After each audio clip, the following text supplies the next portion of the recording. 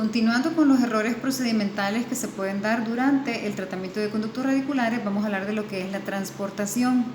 Se dice que la transportación va a ser la transposición de la porción apical del conducto o va a ser mover de la posición lo que es la terminación fisiológica del conducto a una nueva.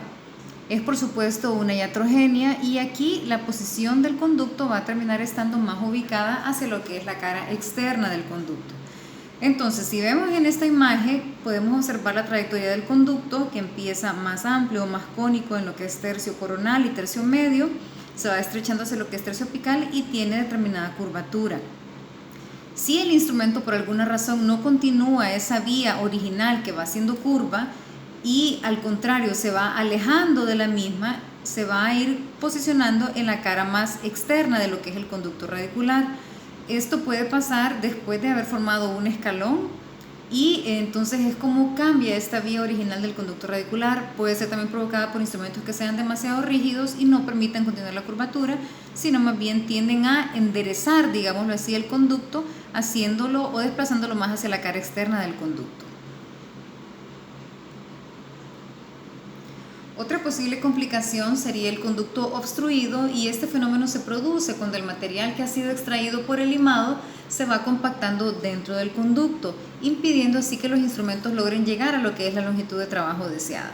Este error por lo general se debe a una falla de irrigación, no hay una buena irrigación, puede ser falta de irrigación o no se está haciendo de forma adecuada durante la preparación del conducto. Por esta razón, todos estos detritos se van a impactar y van a quedar alojados en el fondo del conducto.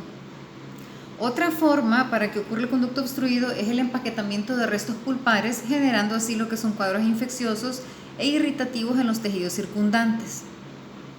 Entonces, para poder resumir de alguna forma cuáles son las posibles causas de un conducto obstruido, vamos a hablar de lo que son fragmentos dentinarios, que decíamos van a ser porque no hay una correcta irrigación. Tenemos también la presencia de detritos, de tejido, restos que quedan acumulados en lo que es el tercio apical. Pueden ser motas de algodón, entrecitas. Si hemos colocado una torunda de algodón previo a poner la restauración provisional que se va a dejar entre citas y a la hora de remover esta restauración en la cita posterior no se elimina bien la mota de algodón, puede alojarse dentro del conducto. Puede ser también el caso con conos de papel y también podría ser el caso de instrumentos fracturados. Bien, entonces cuando hablemos de la fractura de instrumentos vamos a decir de que esto puede ser provocado por un uso inadecuado de los instrumentos, bien sea por una fuerza excesiva, es decir, aplicar demasiada presión a la hora de preparar los conductos, y esto suele pasar cuando atornillan literalmente lo que es la lima. La lima va a provocar sí un limado porque tiene que ejercer cierto movimiento mecánico dentro del conducto, pero no es que tengo que atornillar la lima de una vez desde que entro en el tercio apical, en el tercio coronal del diente hasta lo que es el tercio apical, sino que tiene que tener cierto movimiento. Puede ser por instrumentos fatigados. Los instrumentos fatigados son aquellos que han tenido ya muchos usos, entonces han estado sometidos ya al estrés dentro del conducto, también cuentan con varios ciclos de esterilización. Eso es lo que conocemos como un instrumento fatigado, un instrumento que ya va a ser más sensible a la fractura. Otra razón para la fractura de instrumentos es una falta de irrigación, preparar en seco los conductos radiculares, falta de conocimiento de la anatomía, tener un mal acceso y tener poca visibilidad. Estos últimos dos van de la mano. Si no tengo un buen acceso, difícilmente voy a poder tener una buena visibilidad. Entonces vamos a ver en estas imágenes, en la primera imagen del molar observamos a nivel de tercio medio un segmento de un instrumento metálico, es por esta razón que se observa radiopaco en la radiografía. La segunda imagen tenemos un segmento de lima que está fracturado y está posicionado en lo que es el tercio apical, y en la última imagen podemos observar en una raíz mesiovestibular también una lima. Nótese que este es un instrumento un poco más grueso y de hecho se logran ver las estrías del instrumento, a diferencia del 1 y 2 que vemos instrumentos más lisos. Podría ser el caso en que no solamente esté fracturada una lima, sino que puede ser otro instrumento, podría ser un espaciador a la hora de obturar, podría ser un explorador de conductos, por ejemplo. Ok, entonces lo que tenemos que hacer una vez que tengamos fracturado un instrumento, Pues primeramente es localizar a qué nivel de la raíz va a estar posicionado, si está a nivel de tercio coronal, a nivel de tercio medio o a nivel de tercio apical.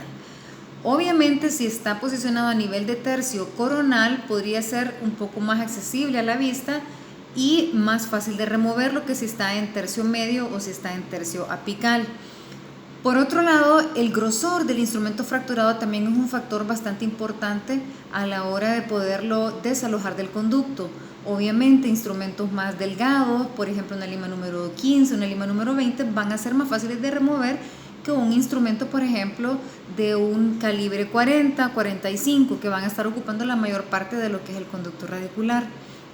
Entonces, siempre en la medida de lo posible, lo que vamos a intentar va a ser remover por completo ese instrumento del conducto. Si esto no fuera posible, la idea es sobrepasar el instrumento. ¿Y qué significa esto? Yo voy a tratar de conseguir un espacio mediante el cual pueda pasar mi nueva lima y pueda llegar hasta la parte donde está el fragmento fracturado y pasar justo a la par de él con la intención de lograr llegar hasta lo que es la longitud de trabajo. Si este fuera el caso, así como vemos acá que la lima que se fracturó no logró llegar hasta lo que es el tercio apical. Entonces la intención sería sobrepasar con ese instrumento, pasar a la par, ahora sí poder llegar a lo que es la longitud de trabajo para poder realmente limpiar y desinfectar ese tramo de conducto que no se había podido limpiar. Muchas veces con la propia preparación del conducto el fragmento termina por removerse. Ok, continuando siempre con los errores, hablábamos en un inicio de la clase que vamos a tener errores, por ejemplo, a la hora de la obturación. Y entonces hablábamos de lo que es la sobreobturación. ¿Qué es la sobreobturación? Se entiende por sobreobturación a lo que es una extravasación de una pequeña cantidad de sellador o gutapercha, a veces pueden ser ambos, hacia lo que es la zona perirradicular. Puede ser de una forma apical o de una forma lateral, como se observa en la radiografía. Esto ocurre cuando se ha logrado una obturación correcta y un sellado tridimensional del conducto radicular.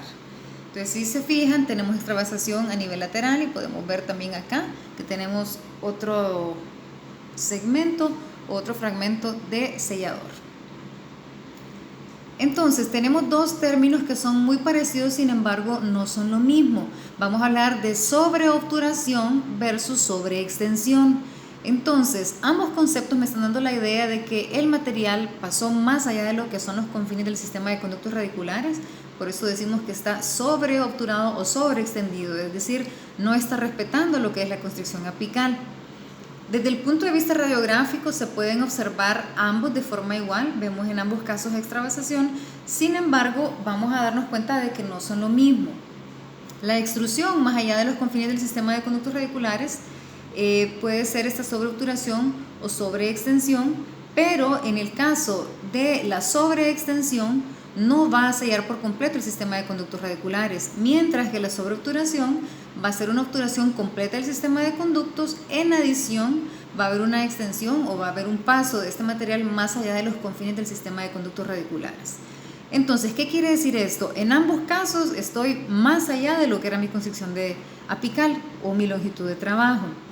Sin embargo, en la sobreobturación tengo un buen sellado apical, es decir, el cono ajustó bien en lo que era el tercio apical, aún así hubo una extrusión de cemento, y en el caso de la sobreextensión yo voy a estar más allá de lo que es la longitud de trabajo, me voy a haber salido de la constricción apical, pero no voy a tener un buen sellado tridimensional. Podría ser, por ejemplo, el caso en que preparé hasta una lima número 40, por ejemplo, y por alguna razón podría ser que no utilicé el cono adecuado, por ejemplo, se utilizó un cono 35 o un cono 30 y entonces no está bien ajustado en la parte apical y va a quedar fuera el material de lo que es el sistema de conductos radiculares.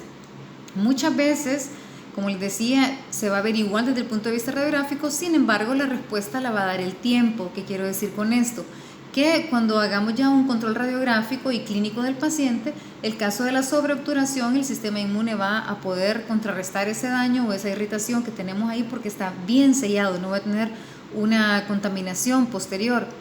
Sin embargo, en el caso de la sobreextensión, como tengo un paso más allá de material, pero no está bien sellado, voy a tener siempre un espacio que va a permitir que puedan permear de nuevo microorganismos, y en un control clínico y radiográfico no voy a tener indicios de reparación o no va a ser un tratamiento exitoso.